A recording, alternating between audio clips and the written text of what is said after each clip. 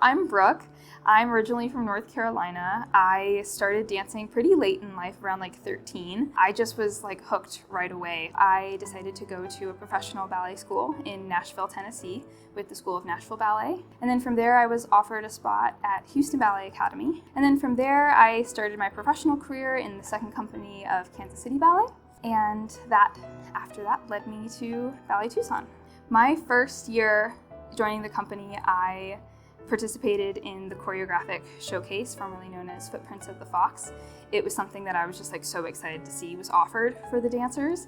And as soon as I saw it was an opportunity, I got my idea out there right away. I thought it was a really awesome way to get integrated into the company my first season. Being new to the city and not knowing anybody in the company, it was really fun I had a couple more senior dancers in my piece, and then also a lot of the newcomers who were joining the same year that I did.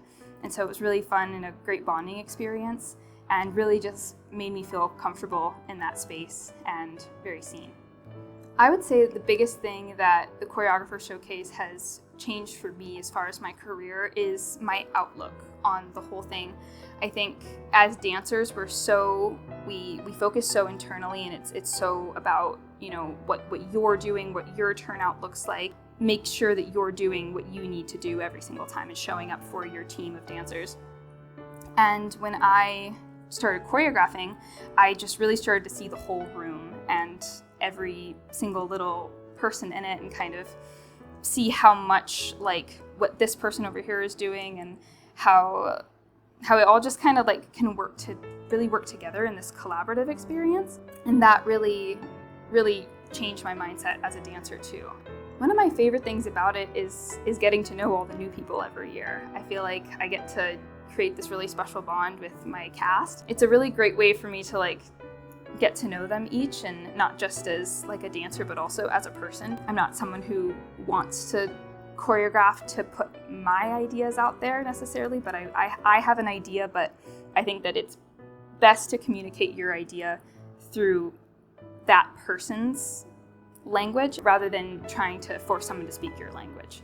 So I think it's really fun to kind of get to know other dancers' languages that they speak with their bodies and what they're capable of, and add that to your own work. So my piece, the idea started out about etiquette. I was really interested in the concept of etiquette and kind of how silly it is in a way. Kind of taking a look at it a little deeper, some of it's a little goofy, the concept of like bowing to somebody, or even just like shaking somebody's hand, and like the fact that creates a connection is a really interesting concept to me. But then I kind of started to look at it a little deeper, and I was kind of noticing how in this day and age, and also I think a lot in the past too, but there's this kind of lack of intention sometimes behind etiquette now. It was something that was created to kind of bridge the gap of communication for people, but now it's something that's so practiced, it's kind of lost the intentionality behind it. And so it's more of just a practice that you do when you see somebody, a little flippant wave, a little handshake. Maybe you're not even like making eye contact with that person all the time. But it's something that I think has lost some of its sparkle almost.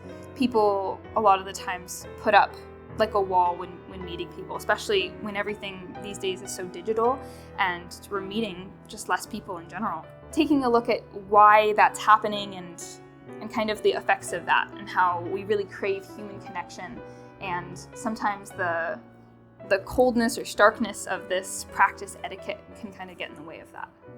Ballet is something that has been around for so long, and the only reason it's still around today is because of innovation and what people have added to it. The only reason we're able to still showcase those classics and showcase the history of it is because it's still so alive. We're not trying to speak a dead language, we're adding to an already fluent one. So every time a new work is created, it's keeping the heartbeat going of this art form, and it's keeping new people inspired, and it's bringing in a brand new audience every time.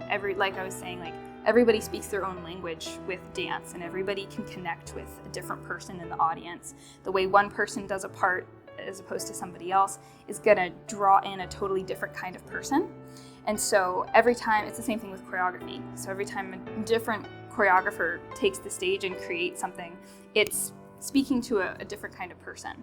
And There's millions of different kinds of people in the world, and there's millions of different kinds of choreographers, and so millions of different ways to draw people in and to get people connected with this art form.